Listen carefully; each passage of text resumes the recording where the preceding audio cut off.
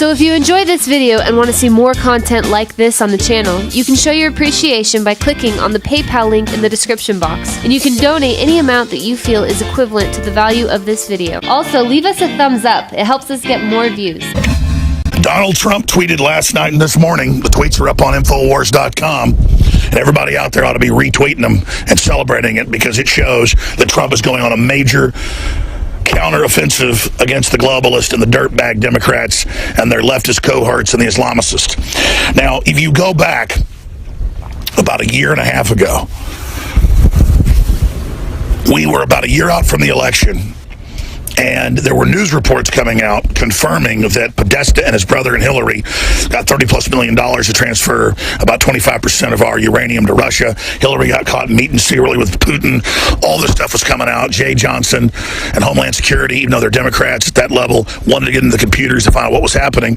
And the Clintons and everybody covered it up.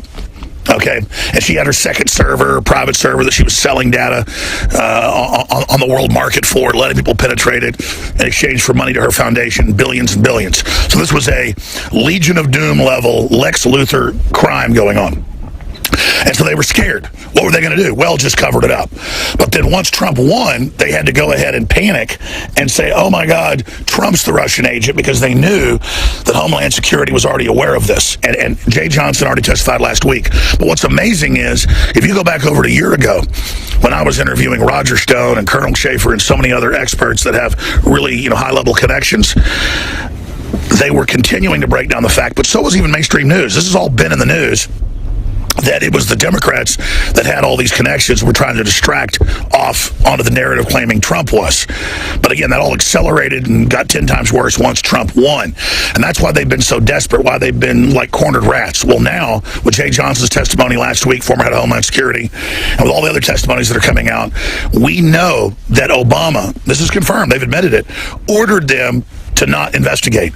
Now, the argument is he's the president, and under a unitary executive, he could do that. Well, there's a unitary executive unless it's with a foreign power and selling out U.S. interest, and then that's an issue for Congress to decide, and it's clear-cut treason, especially when Obama has a track record of selling us out to multinationals, selling us out to foreign governments, namely Communist China. Russia is a third-level player. They can barely stabilize their own country. That's why it has been a red herring the whole time. It's just that that's where the dirt is on the Democrats, is China and Russia, so that's why they've been, again, claiming they own the narrative of claiming everybody else is a Russian agent but them.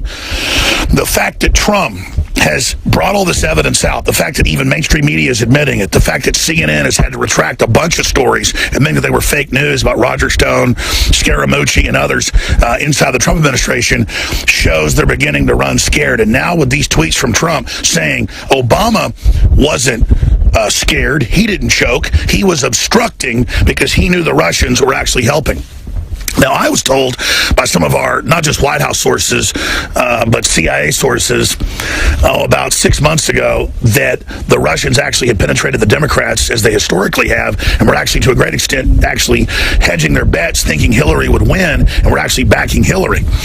I kind of rolled my eyes at that, and Dr. Corsi wrote articles about it. We got a lot of heat from folks that think Russia can do no wrong. But again, this is what big governments do. I'm not blaming Russia for anything, but doing their normal national security outreach. Our own government does that as well, but under globalism, we do that for foreign multinational corporations at the expense of America. What Trump's doing with his carbon tax killing operation, pulling us out of the Paris deal, what Trump's doing, pulling us out of the TPP, bringing the jobs back, boosting the stock market, is bringing back normal nationalism that a chief executive engages in for their country. That's what third world nations do, is sell out their countrymen for 30 pieces of silver instead of building up a nation they actually live in, that they actually care about, that they actually believe in. So that's just some of the backstory. You all remember it. We're going to do reports on it tonight on the news. We're going to do a more focused report with all the documentation for the radio show tomorrow as well.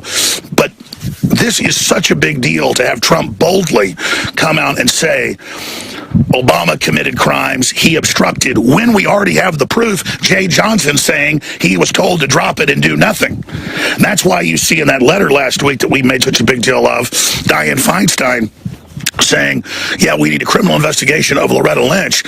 She's one of the top Democrats, and she seems so scared and so reclusive lately, not out running her mouth against Trump and others, shows that the amount of crimes committed by the arrogant, crazy, globalist Democrats and the Republican leadership like John McCain, who just got fingered in major publications for also taking Russian money. The fact is, this whole house of cards is starting to come down, and this is an incredible victory. And everybody knows, I'm not going to tell you we're having victories if we aren't. You can see it for yourself. And I hate to be a cheerleader here because they could set off a nuke in D.C., they could activate Antifa and Black Lives Matter to start burning down cities and shooting cops in every town you know. But at the same time, as long as we recognize that they're the enemy, they're the scum, they're the trash, then it's clear why they're fighting for their lives, calling everybody a racist, running around trying to hijack the economy and run it in the ground, running around saying kill Trump, kill me, kill everybody else, is because they're a bunch of trash that was inches away from bringing this country down once and for all, but now it's all been jerked away from the scum. And that's why, again, they've intensified their efforts, saying Trump's failing, I'm failing, you're failing, destroy everybody, sue everybody, is because we are kicking their ass. So let's thank God for this. Let's thank our Lord and Savior Jesus Christ for this and all your prayers. I want to thank you out there for your prayers and intensify your prayers, but also be watchful on the street, spread the word, and support InfoWars, and spread our articles and videos like you never have before. They've put all their foreign intel, all their bots, all their Facebook, all their Googles, all their Twitters, all their Amazons, with all their giant AI systems against the liberty movement to fill all of our Twitter feeds full of hate and that we're failing and that we're dead and that we're garbage, and to fill our Google feeds with that, and to fill our email with that, and to fill the TV with that, and to fill the newspaper with that. That is so wonderful to get up every day and see hundreds of articles, sometimes thousands, saying I'm scum and I'm filth and I'm trash, because that's the enemy saying that, like Tokyo Rose in World War II, while her whole system is burning down around her ass. So again, this is an incredible time to be alive. We are crushing them. We are defeating them. We're restoring prosperity. The colleges are imploding, where these social justice warriors run things. On every front, these failing scum that wanted to take us down to their level are just disintegrating because of your action. But now is the time to press the attack at every level, 24/7, because we are so close.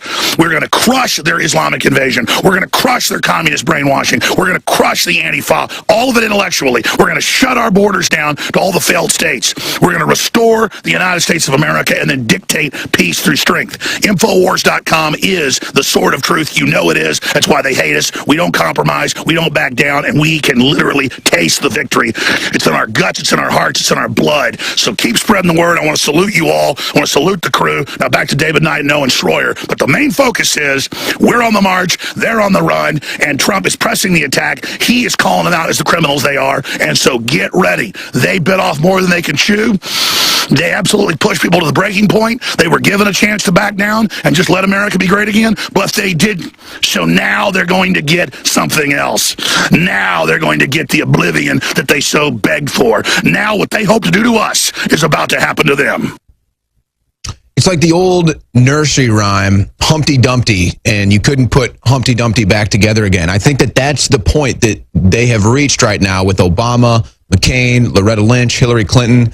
And it's only a matter of time before everyone in America, I think, is seeking justice now. It's becoming more popular. But that's the threat, David, is we know that these people have capabilities. We know what they've done in the past. We know that they don't care much for humanity. They wouldn't mind if half of the earth was just wiped dry of humanity. And they are seriously, I think, facing some justice right now for their crimes. We'll see how far it gets pushed, how far they want to push back. But let's talk about how this is melting down for them, too, because we had CNN come out. We had yesterday, Stelter, CNN, is asking Jeff Zucker and others to comment on the Russian retraction story. And they're not. They're stonewalling their own reporter. So we have a situation here where CNN is calling CNN fake news. It's gotten that bad. And we've got the Democrats saying, hey, leaders, let's not talk about Russia anymore, okay? People realize that we're totally out of touch with their concerns on a day-to-day basis. They said they're trying to figure out how they're going to make mortgage payments, how they're going to pay for their kids to go to college, what their energy bill will look like. And, of course, the Democrats have done everything they can to try to make sure that our energy bills are higher and higher. So they are absolutely out of touch with our concerns. They're adamantly, diametrically opposed to the things that they just listed here. All they want to do is use Russia as a political weapon, and what is imploding on them now is this Russian narrative. They have jumped the shark. CNN has jumped the shark. They're now imposing strict new rules on coverage about Russia. So CNN is saying, well, let's not talk any more about Russia unless you clear this with a CNN vice president. This is the email memo that went out on Saturday. They retracted this story. Stelter cannot get Zucker to comment on his fake news story here. And also the Democrats are coming back and saying, hey, let's not talk about this. Now they're trying to shut it up. It's too late. Because as Trump has pointed out, we've learned from the revelations of James Comey very clearly that there was obstruction of justice going on. It's been very clear that that was the case. When he said that Hillary Clinton had violated all these laws and he wasn't going to prosecute her, that was obstruction of justice, folks. It's not just a favoritive, doing a favor for somebody because they're politically connected. That was obstruction of justice. He should have been removed for that cause alone. And yet they continue to go with this. They have continued to try to obstruct what they did. They were the ones who were hacking the election against Bernie Sanders, and they created this false Russian narrative. This information was not given to WikiLeaks by a state actor. They've said that over and over again. They have credibility. The DNC does not. The FBI director does not have credibility on this. Julian Assange and WikiLeaks does. They have said all along that this is not a state actor, that this was handed over to them by people who were upset about what they were doing within the DNC. So they've used this to distract people from what's going on, and now this is starting to come down around their heads. Well, and they've cornered themselves, too, because they spent all of this time, money, and energy on the Russia investigation, found nothing on Trump. Are they just going to shut it down now? And just prove that it was a witch hunt into Trump? Are they actually going to look into Obama? Are they actually going to look into Podesta? Actually look into Clinton? If you're interested to learn how to create content and spread content, we'll show you how. Go to the Operation How YouTube channel, click on the About button, and then click Message. Send us an email. If you want to engage, become an info warrior, we will train you up. If you like this video, make sure you hit the like button and also subscribe to the channel and hit the bell icon below the video to get notified when the latest new content drops. Keep us in your prayers. We get a lot of resistance for putting these videos out, but to Yahweh be the glory.